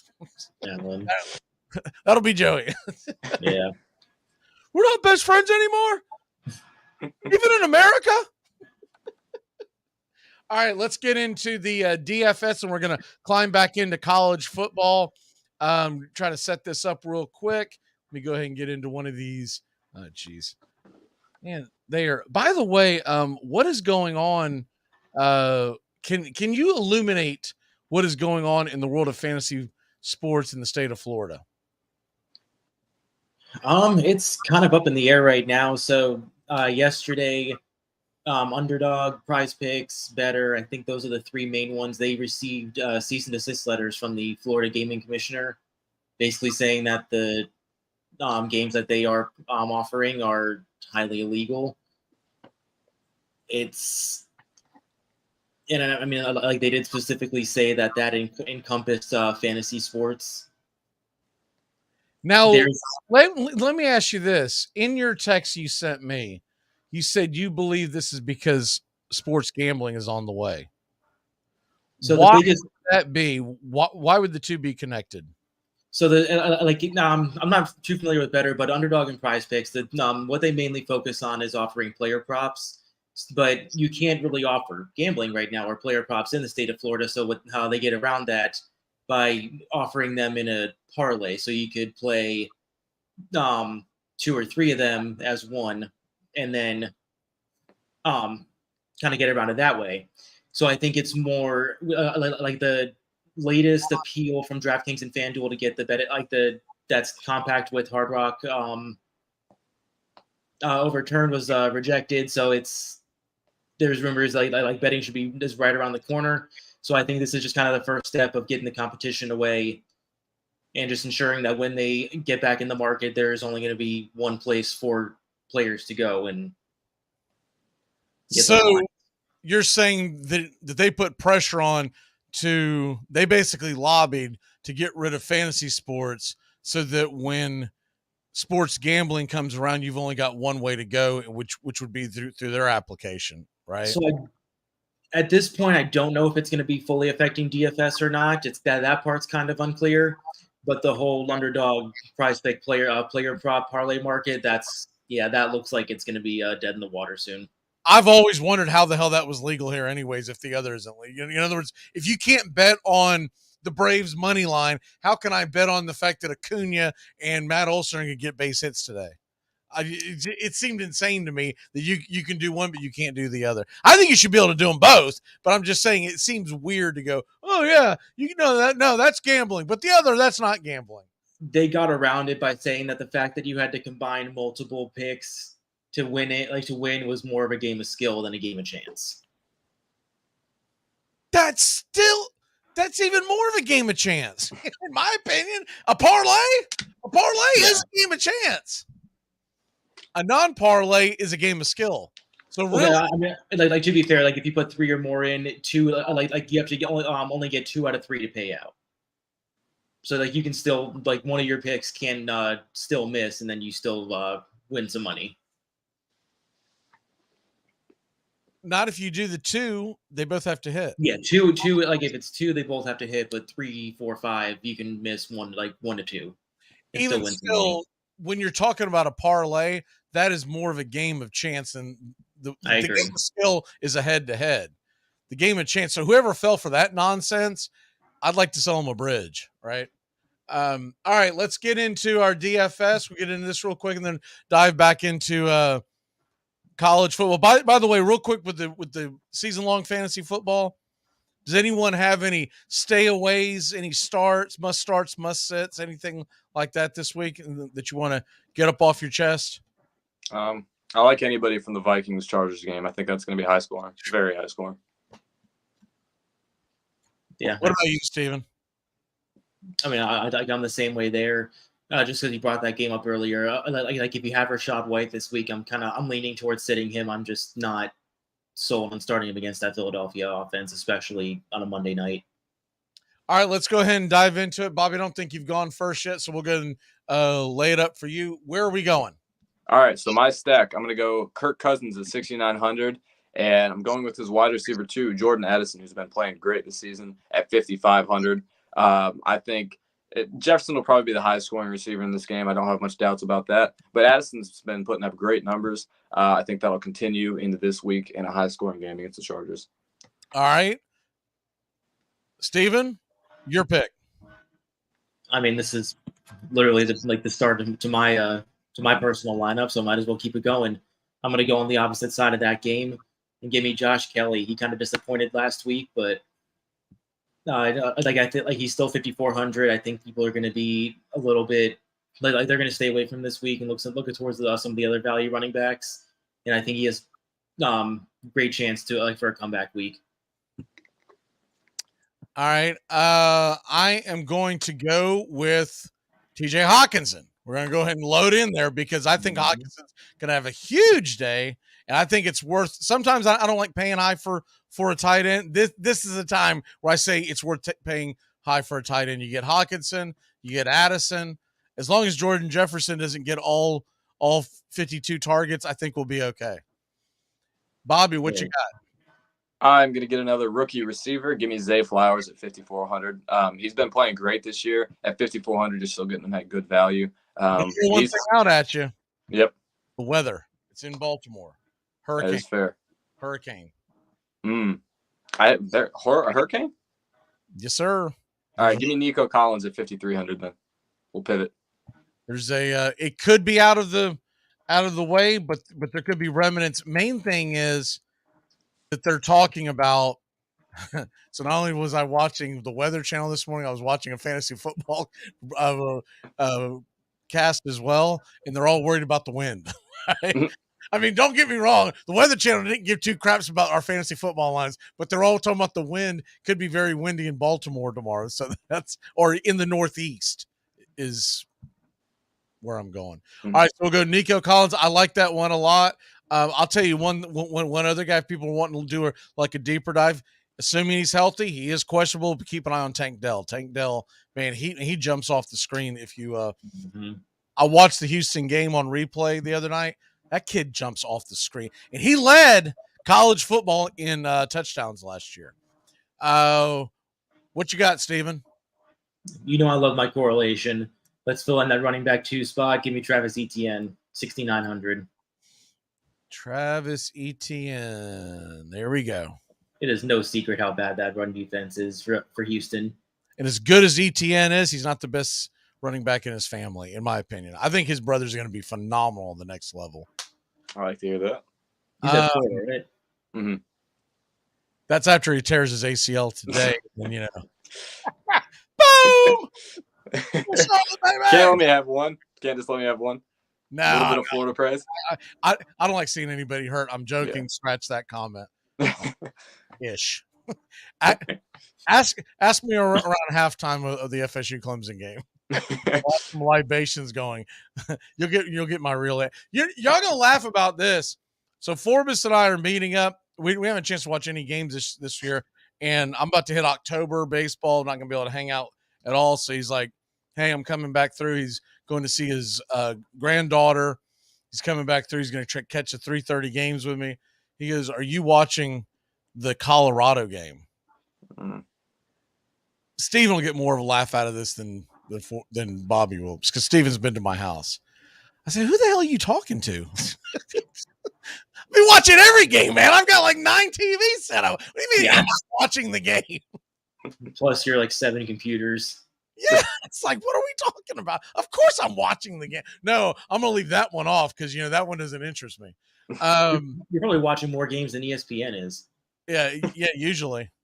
What do we got here? So now it's back to me. I'm going to grab us a defense. I want to see where we are the cheapest ones in the bad weather. That's what I'm looking like. Really tempted to go Colts, but Colts got dominated by Baltimore the last time they played. So that could be an absolute shellacking.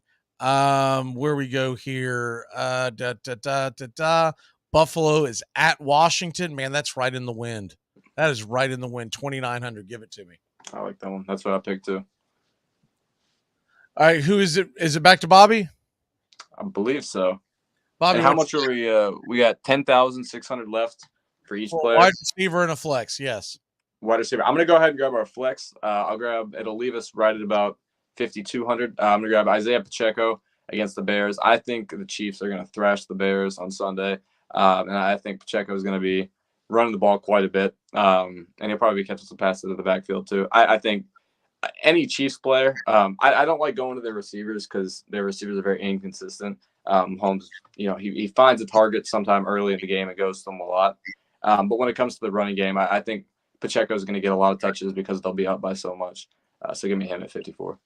He is a true game time decision. And there's talks about them limiting him this week. You still want to keep it? That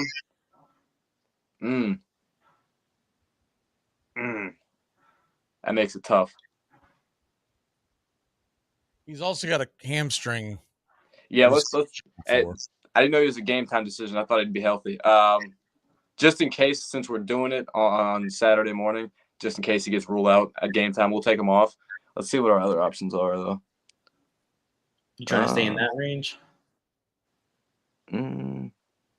Let's see here.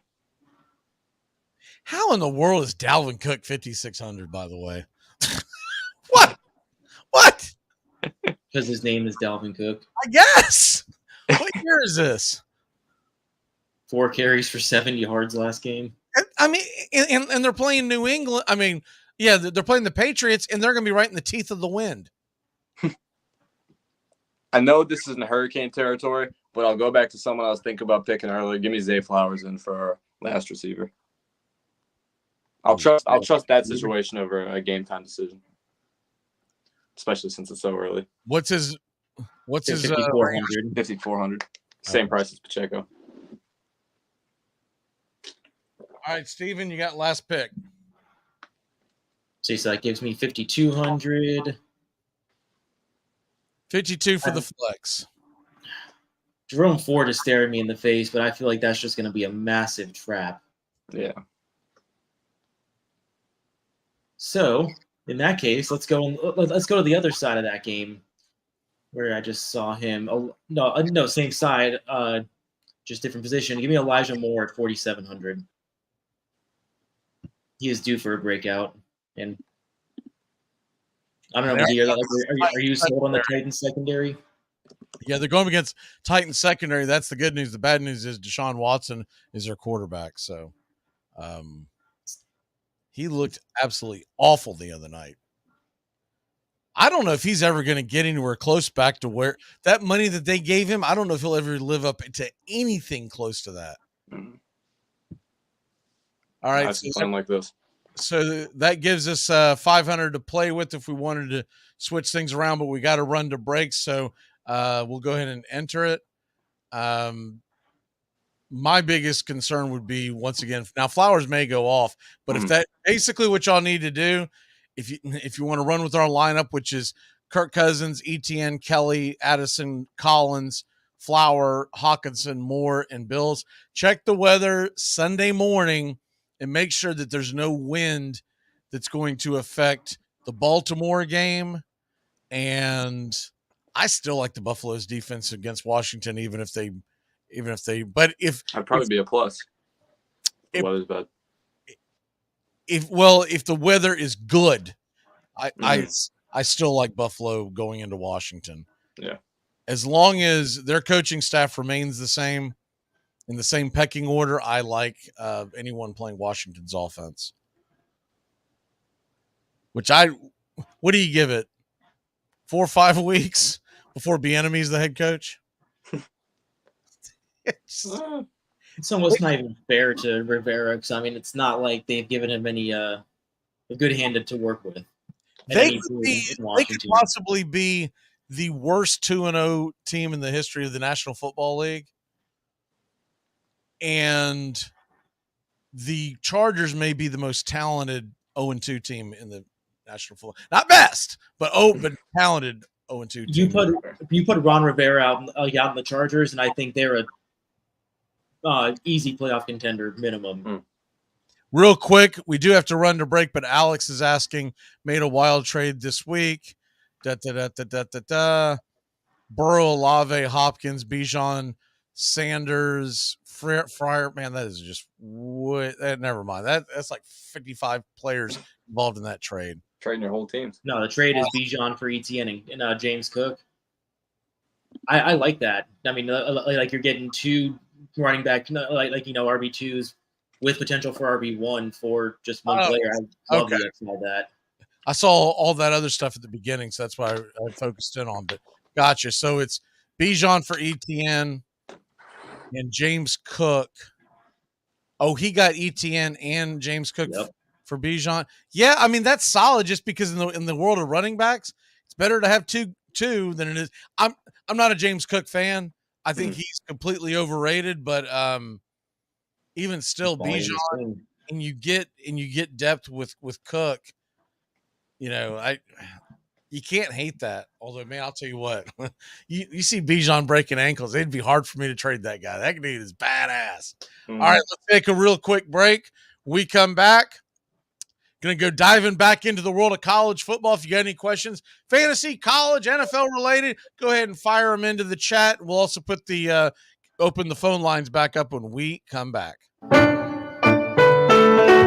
Hey, Braves Country. Braves Country HD is bringing you Braves Country Baseball. Braves Country comes to you every Tuesday night and Friday night, and 2 bonus games every week. Hi, I'm Mac Magee. We'll be bringing you play-by-play, pitch-by-pitch of your Atlanta Braves. It's free to listen. Please like and subscribe. YouTube.com/@Braves Country. Braves Country Baseball for the fans, by the fans. Armchair. You're listening to the Armchair Quarterback Sports Radio, #1 sports station. And this is your Armchair Quarterbacks Sports Flash. What a slate of college football we have for you today. It all gets going noon Eastern. Clemson, South Carolina, the Clemson Tigers host number 4 Florida State. Seminoles 2-point favorites. Over under is 55. That game could be seen on ABC. Rutgers at Michigan. Wolverines 24-point favorites. Over under 43.5. That game is at noon on the Big Ten Network. Oklahoma's at Cincinnati, the Fox game of the week. Sooners, 14-point favorites, over under 57.5. Other top 25 action, 3:30 Eastern. Colorado Buffaloes, undefeated, are at Oregon. The Ducks are giving up 21, over under is 70. That game can be seen on ABC. 3:30 on Fox, number 22 UCLA, undefeated at 3-0. They're at number 11 Utah, undefeated at 3-0. The Utes, 6-point favorite, over under 52.5. Ole Miss is at Alabama, 3:30 kickoff on CBS. Crimson Tide, 6.5-point favorites, over under 55.5. The Duke Blue Devils on CBS Sports Network, they're a 21-point favorite at UConn. The over-under is 44. Number 20 Miami at Temple. Miami, 23.5-point favorite. 4 o'clock Eastern on the SEC Network. You got the Tennessee Volunteers, 21.5-point favorite at home against UTSA. The over-under is 59.5. LSU Tigers, number 12 in the country, 17.5-point favorite at home against Arkansas. That game can be seen on ESPN. 7 o'clock Eastern on Fox. Oregon State, number 14 in the land and undefeated, are at the undefeated Washington State Cougars, number 21 in the country. Oregon State, 3-point favorites, over under 58.5. The Florida Gators, back in the top 25. They host Charlotte, who's 1-2 on the year. Florida, 28-point favorites, over under 48.5. Georgia Bulldogs, number 1 in the country. They are a 42.5-point favorite at home against UAB, who's 1-2 on the year. That game is 7:30 on ESPN2. Number 3 Texas is at Baylor, 14.5-point favorite. ABC game of the week. 7:30, the big one. Notre Dame, number 9 in the country, undefeated, hosts the number 6 Ohio State Buckeyes. Ohio State, -3, over under 55.5. Number 24, Iowa at number 7, Penn State. The Nittany Lions are 14.5-point favorite. Over under is 40. And on the ACC Network at 8 Eastern, number 17, North Carolina, undefeated at 1-2, Pitt. Tar Heels, -7.5. The over under is 50. USC is at Arizona State, 10:30 Eastern on Fox. The Trojans, 34.5-point favorite. And number 8, Washington is giving up 20 points to Cal, 10:30 on ESPN. Other games in the SEC, noon Eastern on ESPN. You got Auburn at Texas A&M. A&M an 8-point favorite. That game is at home on ESPN. Kentucky at Vanderbilt, SEC Network. Noon Eastern, Kentucky giving up 13.5. Over under is 51.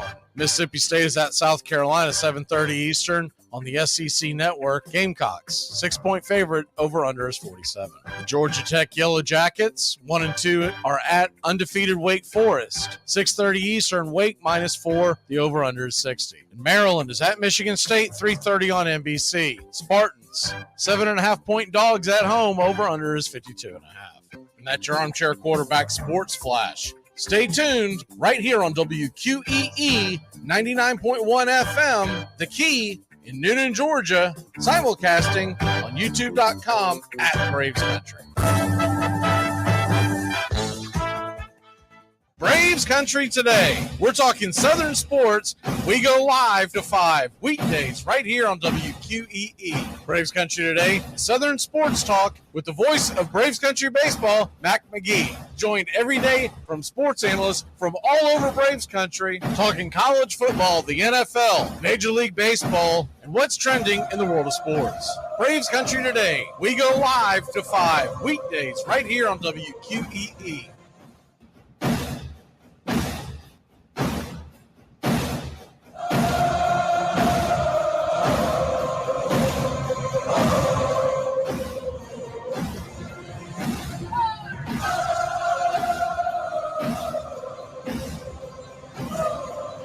anybody watching the Alabama game right now against South Florida, who lost to Western Kentucky in week 1? We're riding the struggle bus. What in the buffoonery and gainery is this? Is Mike Sheila the coach again? I don't know what's going on. But anyway, this is sad and pathetic. Roll Tide anyway, but like, Well, the season's finally here, and the players hit the field, and every man feels like a boy, and every wife could kill. He's been 5 years. Welcome back. Running hot, running cold, and 30 As we are just about 25 minutes away from kickoff of the noon games, and then, of course, your day gets started. I mean, this may be the best day in college football. Let's see how the rest of it unfolds. But you look at all the big matchups. I mean, games like undefeated UCLA, Utah are getting overlooked, right? We haven't even talked about Washington State and Oregon State, which is a big game in its own right, but you can only squeeze so much in. The under-the-radar games, because we're going to get into Penn State. We haven't talked about Penn State, Iowa yet. We're going to talk about Penn State, Iowa. We're going to get back into Colorado, Oregon, Bama, Miss, Florida State, Clemson, Ohio State, Notre Dame, Oregon State, Washington State. Give me one of them that I didn't mention off the radar. Steven, give me your favorite game of the day that is not on that radar. I'm trying to even remember the games you just said. There's so many of them. I mean, did you mention Auburn A&M? No, I didn't. That's a as well. Auburn A&M is. A&M is 9.5-point favorite, but I think Auburn's got a real chance to go in there and make some noise. That 9-point favorite is crazy. I mean, they both stink. Like what? Like why is one favored by 9? Right? That's. Yeah. I mean, I'm sorry. It's like having two out of shape, overrated boxers, and you're like, oh man. Boxer A is going to knock out Boxer B in the first round. What makes you think that? What makes you not think that they're just going to sit there and, jab at each other for 6 rounds and then basically pass out? Bobby, what about you? North Carolina, they're 17 in the country and they're 3-0. They've looked good. Go ahead. Sorry. You what? I said I forgot about that game. Yeah, they're going into Pittsburgh, enemy territory. They're only a 7-point favorite. The over-under is 50 on that. That could be a really close game. North Carolina could be on upset watch. I know Pittsburgh's not very good, but they're still playing at home, and they're not too big of an underdog in that one. Yeah, that's a wild one. The one that probably has – I think my favorite one, the one that I have the most interest in that we won't even talk about it much. But that UCLA-Utah game, man, I really want to know, what does UCLA have? We know what Utah has, right?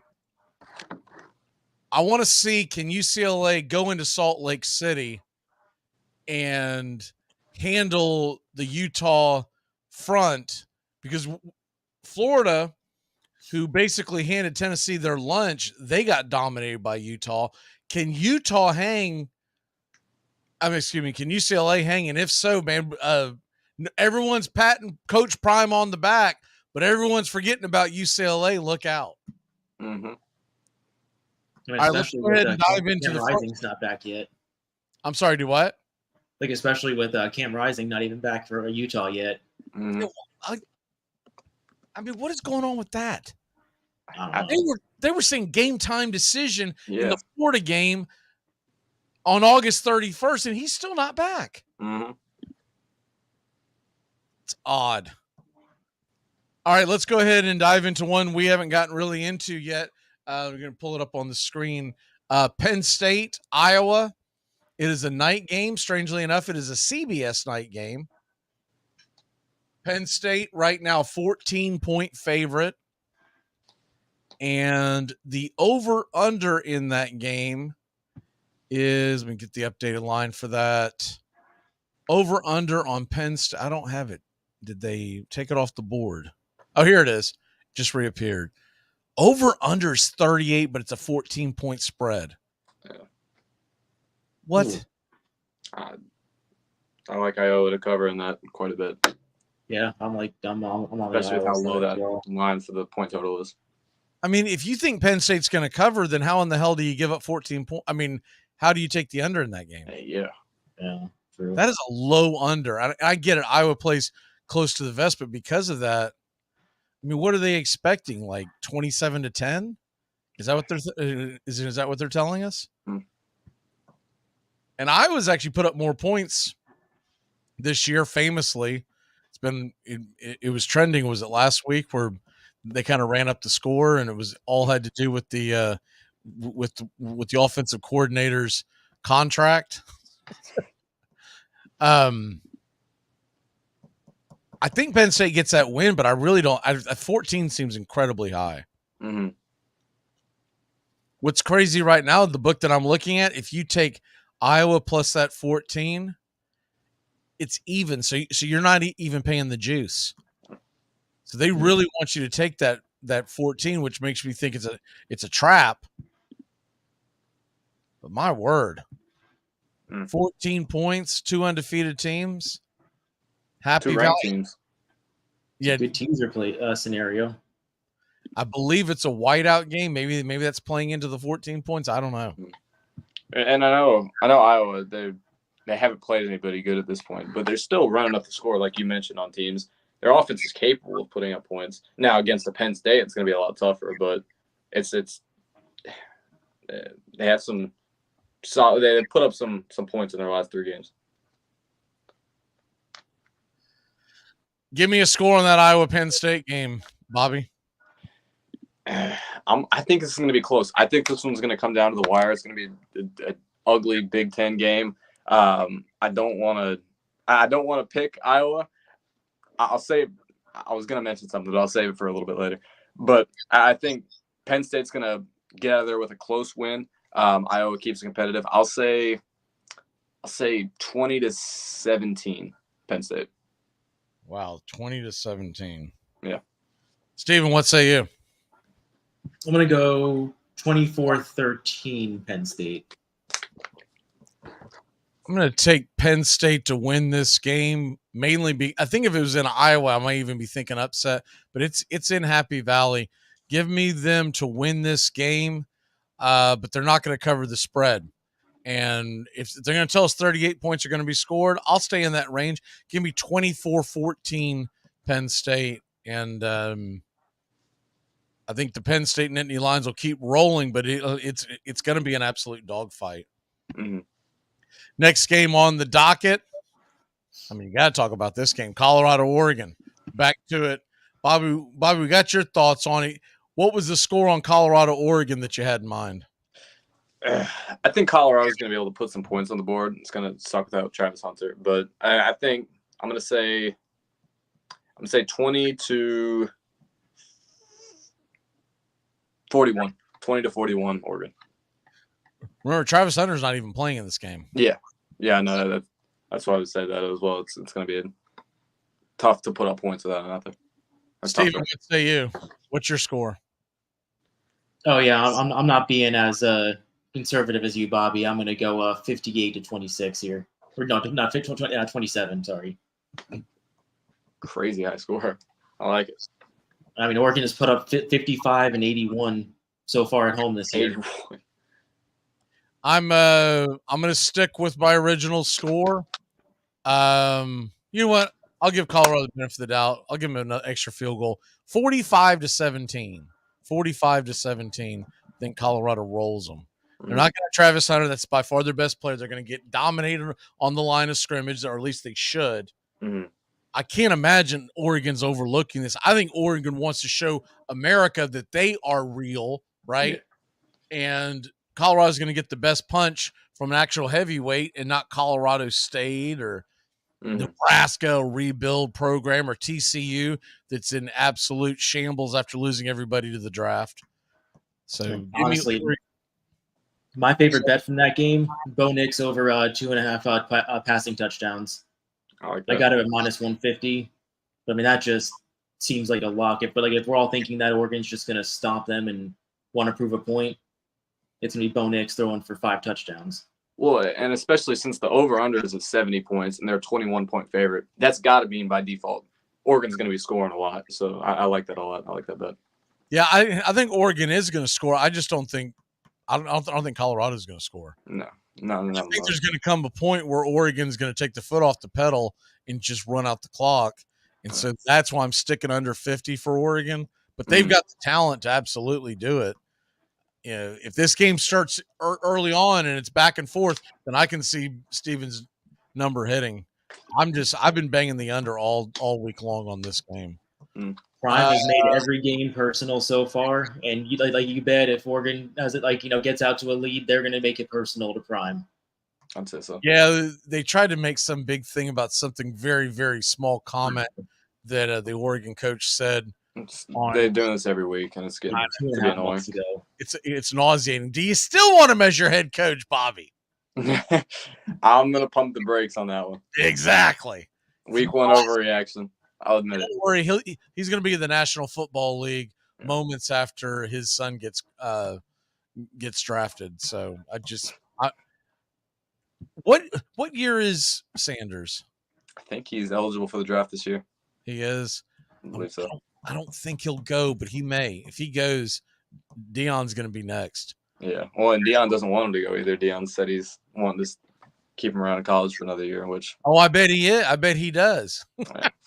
And this is where it comes into, we're going to really see how damn selfish Deion is, because he's going to talk his son, and who may have a chance to go to the NFL and make big money. Could be a first-round pick. He could be. To stay because Deion wants to be doing things. And Deion probably has it in his head that he'll get to the NFL by the end of next year, meaning not his son, but Deion himself. He can preach all that nonsense and tell you all that nonsense in these sound bites, but Deion's always been about Deion, no matter what Deion tries to tell you. Next game on the docket, Alabama, Ole Miss. Bobby, what's your score on that again? I'm going to get Alabama getting a close win here. I'll give them 28-24. Steven? Yeah, I think it goes a little bit higher than that. I think Alabama shows that they're not completely dead in the water. I'm going to say 30-20. I think Ole Miss covers this score. I'm going to be pulling for Lane Kiffin. I just have my doubts that in the trenches, they're going to win the big battles in Tuscaloosa. Mm-hmm. I give them a much better chance if this is on a neutral site or down in the Grove. Give me Alabama to win this one, but it's going to be tight. It's going to be a lower scoring, tight game. Game where they're going to be fumbling, trying to fight for points on both sides, running the ball quite a bit. Give me Alabama. And it could go either way, but I'll give Alabama the edge because they're at home 23-20. See, South Carolina, Mississippi State. That's another one we haven't even talked about. South Carolina, Mississippi State. South Carolina is 1-2. They've got to get this win. They're a 6-point favorite at home against Mississippi State, who has not looked good at all. Do they cover the spread, Bobby? I'm going to say no. I don't think they will. Really? You got Mississippi State in the 6? I still think South Carolina is I still have belief in them. I know they looked good against Georgia last week. And granted, I have some things to say about Georgia. I don't think they're the world beaters that we've seen over the last couple of years. But South Carolina looked good last week, especially in the first half. I think they go in there and beat Mississippi State pretty convincingly. Yeah, I don't think Georgia's nearly as dominant as they have been the past couple of years, and they could still win the national championship. They still could because they're an incredible team, but I think they don't look invincible They're anymore. just not 61-2 or whatever the hell they did. Whatever they beat TCU last year. That doesn't mean that they don't win the national championship. Yeah, it just does. It means they're not unbeatable anymore like they used to be. Steven, what is your score in the game? I'm going to go a little bit closer. I think Mississippi State I think they have a chance to win. I don't know if they'll pull it off. I'm going to 27-24. I got South Carolina winning this one. I think they cover the spread at least. I'll say 28-20. I don't think Mississippi State's a very good team. No. And I watched that game last week, and they couldn't move the ball to save their life. And I know it's a bad comparison, but Florida State went through LSU's defense like a hot knife through butter. But when you can't even move the ball, I mean, it was bad. Tony says Georgia's bored, and that could have something to do with it. Georgia is playing Cupcake City. They haven't played anybody yet other than South Carolina, and they got a jolt last week and woke up at halftime. They're a 43-point favorite against UAB, by the way. I would not take Georgia minus the 43. Well, Georgia hasn't smoked anybody this year. Even the Cupcake teams they played, like UT Martin and stuff, they obviously beat them very convincingly, but they didn't run up the score where they were beating them by 60. Well, that Georgia game, the line's actually been bet down to 40. Is it down to 40? Okay, see, it was 43 last night because we were having a conversation of it during the Braves baseball broadcast, and one of the guys put in there that they would win by 35 plus. I was like, well, that's not enough because you got to win. And look, I think some fans are no, that's enough. No, it's not enough. If you don't cover the spread, that's not enough. That's not enough. Okay, there's only one thing that matters, and that's did you cover the damn spread? I don't want to hear about the 35-point win against UAB, who is a pale comparison of what UAB has been in the past. They're 1-2 and have gotten blown out in their 2 losses to a bunch of nobodies. Mm-hmm. Florida State, Clemson. See where that line is now. It's been 2 for the longest time. We're getting close to kickoff. It's down to Clemson. Plus 1.5, so it's close to a pick 'em. Money's starting to come in on Clemson. Steven. I mean, this is the first thing I texted y'all this week was just I did not understand how Florida State was only a 2-point favorite. I mean, is there something with Clemson that we're missing? It's just Florida State's like it seemed clearly the better team so far. They're at home is really what it comes down to. Neutral site, Florida State's probably a field goal favorite. But they're at home. And it's one of the toughest places to win in the country. It's a little more difficult when it's a later game. Noon, I think, actually helps Florida State out a little bit. I was thinking that. What is your score, Steven? Let's see, it was at 56. So I'm going to go 34-27 Florida State. Bobby? I don't think it's going to be as high scoring because both teams have playmakers on defense, a lot of them. I'm going to go with, let's say, 24-20 Florida State. I think Florida State covers, gets out of there with a close win.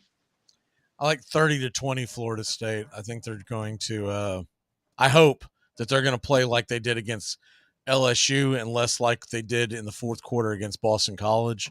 And hopefully everybody's got the flu bug and all that out of their system.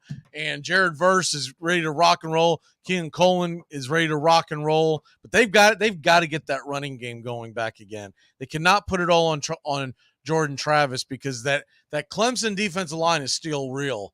And you cannot have him running for his life and chucking the ball 50, 60 times. You just can't. Man, Brian might be one of the most illiterate people I know. They're our resident Hurricane fan that's always in the chat, which, those do go hand in hand, but he can't spell anything right. All right. Next one on the docket. This is the big one. That's why I saved it for last. Ohio State, Notre Dame. Now, what do we have? It's been 3 points Notre Dame all week long. Where are we at right now on the updated spread, the updated line? It's still 3. Notre Dame getting 3 in their house against the Ohio State Buckeyes. Yeah, I think Notre Dame wins this game. I think they do too. I think it's a low scoring. I got Ohio State. I'm going to go the other way. Really? I really think that Hartman is the difference this year for them. Last year, Ohio State had the better quarterback. This year, Notre Dame has the better quarterback. Last year, Ohio State was at home. This year, Notre Dame is at home. And I think in a close game, give me Notre Dame. That score is the over is too high, I believe. Give me 20-14 Fighting Irish. I can see that. That's fair. And I mean, I just see it kind of comparable to the Texas-Alabama game over the last couple of years, where last year Alabama was at home and they had the better quarterback. This year around, Texas has the better quarterback and they're at home. I could see it. I could see it going Notre Dame's way. All right, now we're to it. Stupid underdogs. Stroge took BYU. Bobby, what you got this week? I think this is going to be a scrappy game. I think it's going to be a nasty Big Ten game. Give me Iowa plus 14.5. I think at the very least they cover. I think that bet seems very, very easy to me.